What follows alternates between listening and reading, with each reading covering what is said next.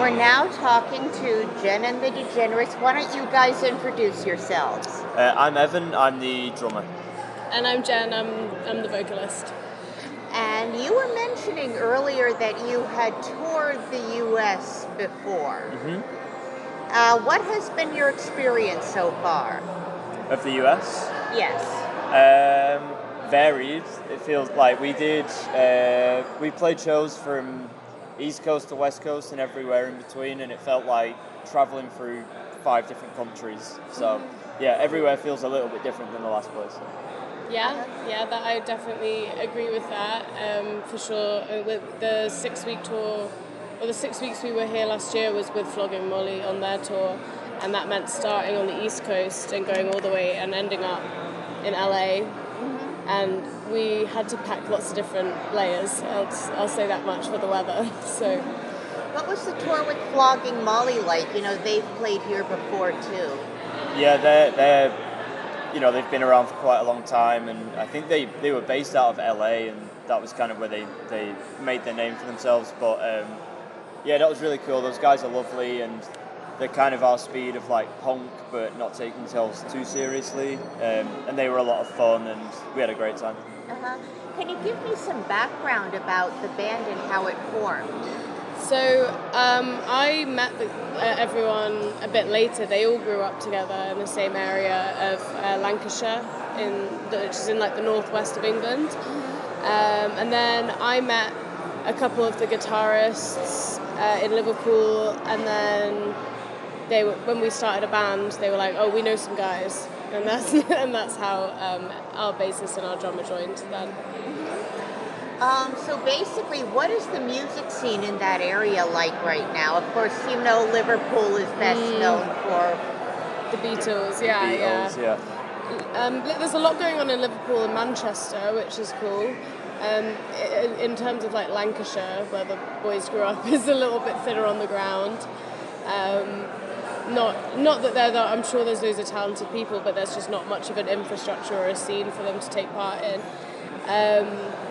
But yeah, there's lots of cool stuff going on in Liverpool and Manchester that we're lucky to get to be involved in. And you know, you also definitely, your music has a sense of fun.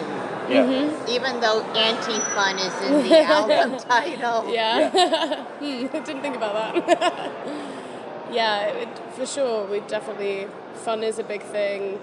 I think there's like 2 kind of ways to look at it. It's like partially it's like we're talking about such difficult topics sometimes that it's easier it's like sugar to make the medicine go down, you know, and we want to address like all of the experiences of life, and sometimes you need to make a bit of a joke to get through some of those conversations. And also I think it helps get people on side when you're delivering important topics and messages. It helps it come across in a human way and not as super preachy.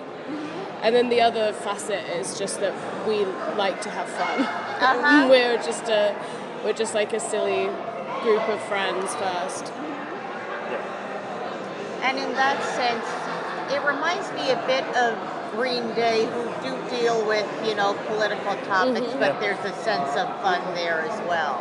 Yeah, definitely. I think that's kind of a punk thing, I think, maybe, and maybe a more modern sense of punk, where I think the origins of punk are pretty on the nose and pretty blunt, and that's absolutely cool. And you know, Jen's super able to do that like just as well. But I think the fun side of it and being like, I don't know, I feel like punk kids are kind of like the weird kids, and you kind of grow up being like, you know, people are going to say things about you no matter what you do, so you might as well just get on with it, just enjoy it. I'm thinking of another band that was also both fun and serious, X-Ray Specs. Oh yeah, love X-Ray Specs. I'm not familiar myself. Yeah, it's like, you know Polystyrene? Nope, I'm showing my lack of knowledge. Yeah, no, they're super cool. I'd say, Green Day and X-Ray Specs, both kind of influences on our sound. Especially for me and Sean, one of the guitarists. I think they're both kind of pretty common touchstones for us. I do know that in the UK there's been a tradition of, I guess, mixing serious topics and punk. Are you familiar with groups like, what can I think of, Crass? Do they owe us a living? No, I don't think so. No, I Not don't me know. personally. I don't know More that song. Sorry. like Idols, Heavy Lungs, that kind of punk that's coming through the UK is pretty big in the UK right now. Like, you know, bands like Idols have been going a long time, and Yeah. they've kind of hit, you know, quote unquote mainstream. So that's in everyone's kind of. I feel everyone's kind of aware of bands like that at the moment in the UK. What kinds of bands would you say are really influenced you? We've got a real mix because there's definitely like electronic elements and stuff, which is probably pulled from more like modern things like LCD Sound System and stuff like that. But then there's also definitely a lot of like 70s punk and things like Blondie and like more kind of like straight up like band setups. But there's also like pop in there as well, like pop songwriting sensibility and making sure like I always want the lyrics to be great and stuff like that.